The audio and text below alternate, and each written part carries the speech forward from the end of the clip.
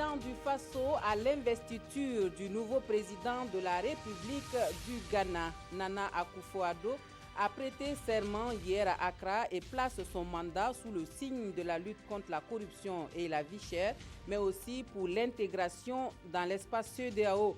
En Côte d'Ivoire, l'heure est à l'apaisement après 2 jours de mutinerie. Le président Alassane Ouattara concède aux revendications, mais déplore la manière.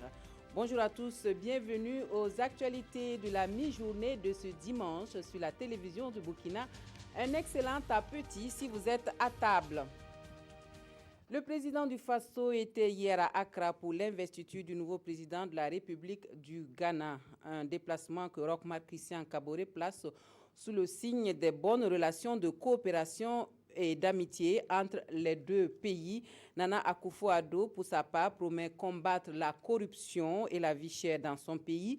Le président ghanéen ambitionne au plan international faire du panafricanisme et de l'intégration dans l'espace CEDEAO son cheval de bataille. Nous suivons le compte-rendu de nos envoyés spéciaux à Accra, Salifou Belem et Draman Guéné.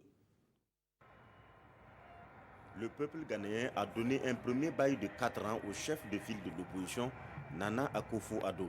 Le nouveau locataire du Flag Staff House a été investi hier en présence d'une quinzaine de chefs d'État d'Afrique et de nombreuses personnalités de marque dans la pure tradition ghanéenne.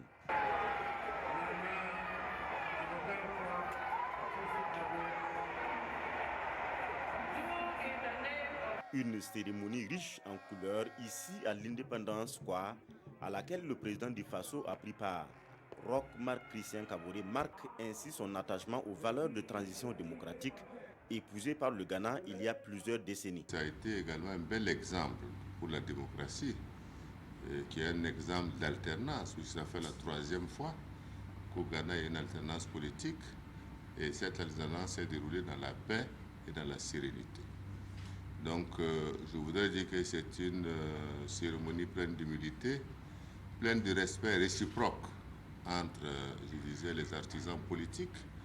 Et cela a été vraiment très impressionnant et un bel exemple pour les Africains de façon générale. Par ce déplacement d'Accra, le président du Faso marque aussi la solidarité de tout le Burkina au peuple frère du Ghana. C'est surtout un témoignage de bonnes relations d'amitié et de coopération qui existe entre ces deux pays liés par l'histoire et la géographie. C'est un pays voisin, nous sommes condamnés à avoir des relations qui sont excellentes. Et nous avons réaffirmé au président Addo que nous avons rencontré et pour le dire, donc, en tout cas nous souhaitons que ces rapports restent des rapports de qualité à tous les niveaux, aussi bien au niveau économique, au niveau politique, qu'au niveau également de la vie de nos ressortissants, je dirais, au Ghana.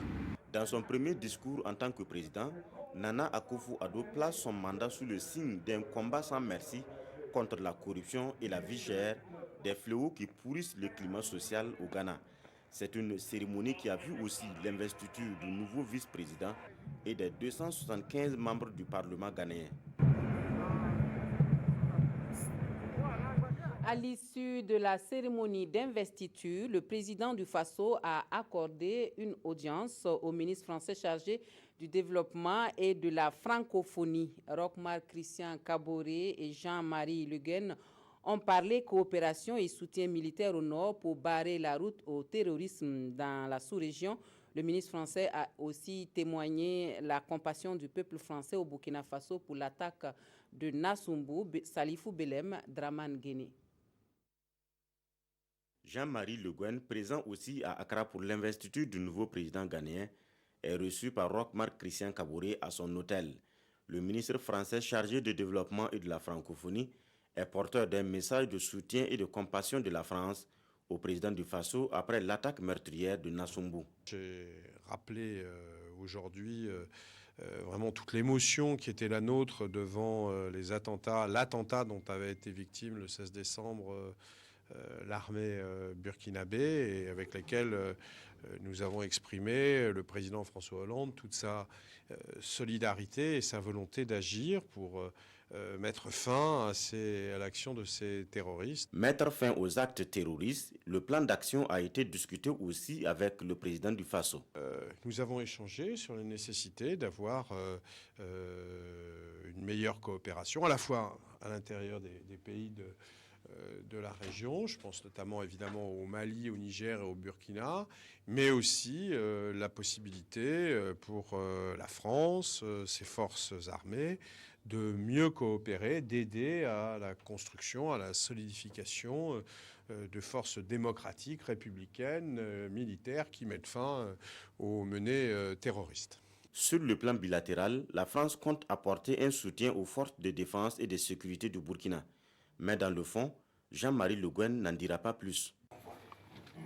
Retour au Burkina Faso pour les actualités nationales que l'on ouvre avec les vœux de nouvel an du mouvement du peuple pour le progrès. Le bureau politique national du MPP a, à l'issue de son conclave du 7 janvier, appelé au rassemblement pour la mise en œuvre du programme présidentiel. Le débat national sur la nouvelle constitution et le prochain congrès du MPP prévu pour se tenir en mars prochain sont des sujets abordés lors de cette cérémonie. Jean Zongo, Frédéric Etienne Bassenga. Le bureau politique national du mouvement du peuple pour le progrès, plus que jamais engagé pour la mise en œuvre du programme présidentiel, c'est du moins ce qui ressort de cette cérémonie de présentation de vœux. Et pour y arriver, le président par intérim du parti compte cette année mettre l'accent sur la formation pour contrer les manœuvres de l'adversaire. Au cours de l'année 2016, nous avons affronté maintes adversités.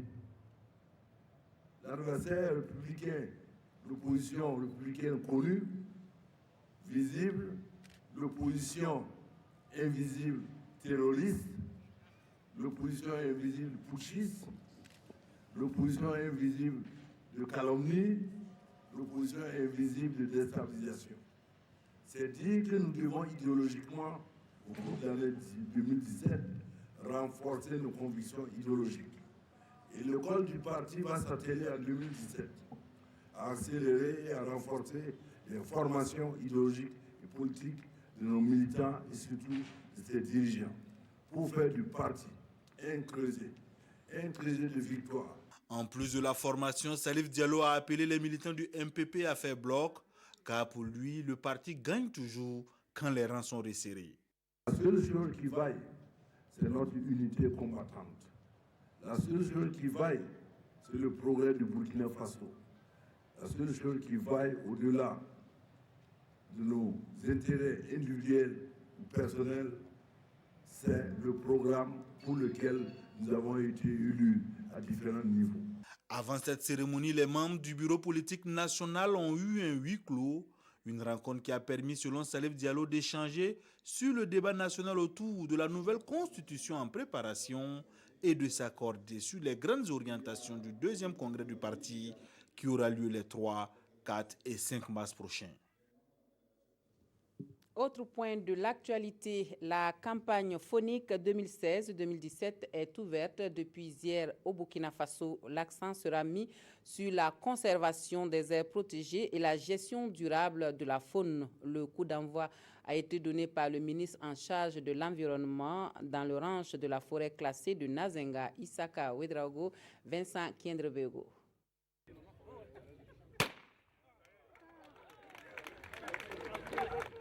Et la chasse est ouverte au Burkina Faso. Jusqu'au 31 mai, chasseurs professionnels ou touristiques peuvent prendre d'assaut les forêts à la traque de gibier ou de trophées. Et ceux qui parcourent ces forêts admettent un fort potentiel faunique. Si vous voulez voir vous-même, parce que vous pouvez croire que nous, concessionnaires, parce que nous avons les zones de chasse, nous racontons des histoires. Venez faire le tour vous-même, le matin de 6h à 9h et le soir de 15h à 18h. Vous verrez la réalité. Sur cette tribune dressée en milieu de forêt classée du Nazenga, le ministre Nestor Bassière ouvre la voie tout en insistant sur une exploitation responsable. Et le défi pour nous, c'est une meilleure conservation. C'est un invite à l'ensemble de tous les acteurs impliqués dans la gestion de la faune et de mettre les actions en œuvre Parce qu'il ne suffit pas seulement d'être concessionnaire pour la chasse, mais il faut créer les conditions pour permettre à l'ensemble des animaux de pouvoir vivre dans leur milieu naturel. Les questions sécuritaires ont plombé l'activité ces dernières années. Mais les exploitants et les officiels sont unanimes. La menace est internationale et la situation au Burkina n'est pas alarmante. Du reste, des mesures sont entreprises, rassure le ministre Bassière, pour un tourisme en toute quiétude. Les travaux de la nouvelle station de traitement de l'eau de Ziga devraient s'achever en début juillet 2017, foi de l'Office national de l'eau et de l'assainissement, l'ONEA, qui a pris des dispositions pour accélérer les travaux en vue de répondre à la demande qui est forte durant la période de grande chaleur. Roger Cam, Yolande Lompo. De l'eau potable en permanence jusqu'à l'horizon 2030. C'est ce à quoi l'ONEA s'est engagée afin d'éviter les pénuries d'eau que Ouagadougou a connues en 2016. L'un des grands paris de la nationale de l'eau sera de faire en sorte qu'en mi-mars 2017, la corvée zéro soit une réalité. Nous allons enterrer plus de 700 km de réseau. Nous allons construire près de 160 bornes fontaines, construire encore de nouveaux châteaux d'eau. Donc ces travaux vont démarrer en juillet 2017 pour s'étaler sur 18 mois. Pour mieux comprendre ce qui se passe et s'assurer que tout cela n'est pas un mirage, mettons le cap sur Ziga. Tout commence ici à cette station de pompage. D'une capacité d'environ 200 millions de mètres cubes, l'eau du barrage de Ziga recueillie pendant l'hivernage est acheminée à la seule station de traitement actuellement fonctionnelle, dont la capacité est de 90 000 mètres cubes d'eau par jour. À quelques pas de l'ancienne station de traitement construite en 2004, une équipe technique est à pied d'œuvre pour achever la construction d'une nouvelle station de traitement en début juillet. Une fois terminée, celle-ci aura une capacité de 150 000 mètres cubes d'eau par jour. Mais déjà à mi-mars 2017, elle servira 90 000 mètres cubes d'eau par jour. Vu les difficultés d'approvisionnement que nous avons connues à Ouagadougou pendant la période chaude, l'ONEA a, avec l'appui de ses partenaires techniques et financiers, initié une accélération des travaux pour achever une partie de la station avant le délai contractuel, pour permettre déjà la fourniture de l'eau. En aval de la station de traitement, il s'agit de déposer toute la tuyauterie et toutes les infrastructures de stockage et de pompage pour permettre le transport et la distribution de l'eau à la population. Ces armoires de commande serviront à mettre les équipements en marche. Et une fois traitée, l'eau sera stockée dans cette citerne. 4 pompes de grande capacité seront installées à côté des 7 autres pompes déjà existantes, acquises au cours de la première phase du projet. L'eau sera refoulée dans ces tuyaux jusqu'au réservoir de Boutenga et descendra gravitairement jusqu'à la capitale. Pour ce qui est de la station de traitement de Ziga, le génie civil aujourd'hui est avancé et réalisé à plus de 90% et l'équipement monté à plus de 50% avec un taux d'avancement global de 75% de la station de traitement. Pour ce qui est de la conduite de refoulement, c'est-à-dire en aval de la station de traitement de Ziga, les travaux sont achevés jusqu'à Boutenga. Et nous sommes en attente donc de la mise en service de la station pour démarrer l'utilisation de cette conduite-là. Les conduites gravitaires qui partent de Boutenga à Ouaga sont aussi avancées et à la date d'aujourd'hui, plus de 80% de la pose est actuellement faite. Mais toujours est-il qu'il y a d'autres travaux confortatifs qui doivent être réalisés, voilà, notamment dans les quartiers très éloignés, c'est-à-dire la densification du réseau pour rendre encore la distribution plus fluide. Mais ce qu'il faut noter, c'est que la production de Ziga 2 va vraiment permettre de couvrir toute la demande en eau potable de la ville de Ouagadougou. D'un coût global de 107 milliards de francs CFA, le projet Ziga 2 mobilise 6 bailleurs de fonds et devra permettre à terme de prendre en compte plus de 52 000 abonnés supplémentaires. Et le froid et l'harmattan qui ont refait surface depuis un moment déjà et avec leur corollaire de maladies pulmonaires surtout, chacun y va de sa méthode de protection pour rester en bonne santé. Les populations de Ouagadougou se protègent comme elles peuvent. Bilidou Bazongo et Maïmouna Traoré ont tendu leur micro à certains citoyens de la capitale. Vendeuse de légumes, Kadi Nintiema se lève tous les matins de bonne heure, bravant le froid sur la route, l'affrontant au jardin où la température est plus basse. Le froid, là, en tout cas, c'est trop fort. Parce que si tu ne portes même pas pleuvet, ça rentre dans tes poumons. Le froid est là-bas parce que tout est vide au jardin. Toujours exposée à la fraîcheur matinale, Kadi est consciente des risques qu'elle court. Elle s'habille alors en conséquence. On porte les gants, pantalons, chaussettes, et puis les pleuvets, les grosses pleuvets, on porte ça. Et puis on porte les choses, les bandeaux, tout ça. Contre le froid et surtout pour se prémunir des maladies pulmonaires, chacun prend des précautions différentes les unes des autres. Je ne sors pas de la maison tôt, car le froid nous fatigue. Nous avons aussi des pommades contre le froid. On protège les enfants, on doit mettre beurre de karité dans leur nez. Donc tout ça avec des pullovers, avec des chaussettes, avec un peu des chaussures aussi qui sont fermes pour les enfants, puisque le vent là ne rentre pas. Si tu ne les protèges pas bien, ils vont devenir malades, ça va te déranger aussi. C'est que tu veux travailler là, tu ne pourrais pas travailler. Il faut s'habiller chaudement et certains qui jusque-là n'ont pas l'habillement approprié s'en procurent. Ici au Grand Marché, c'est la saison des habits lourds, de quoi se protéger contre le froid, l'harmattan et les maladies pulmonaires. Voilà un mot de l'actualité hors de chez nous et nous allons en Côte d'Ivoire où c'est le retour au calme après 2 jours de mutinerie. Le président ivoirien a concédé aux revendications et donné des consignes pour le retour des soldats dans les casernes. Alassane Ouattara a surtout déploré la manière. En Côte d'Ivoire, on s'achemine peut-être vers la sortie de crise relativement à la mutinerie des soldats réclamant l'amélioration de leurs conditions de vie, notamment en visite express à Bouaké. Le ministre de la Défense, Alain Richard Dovahi, a réussi à sceller un accord avec les mutins, comme l'a annoncé peu après le président ivoirien Alassane Ouattara.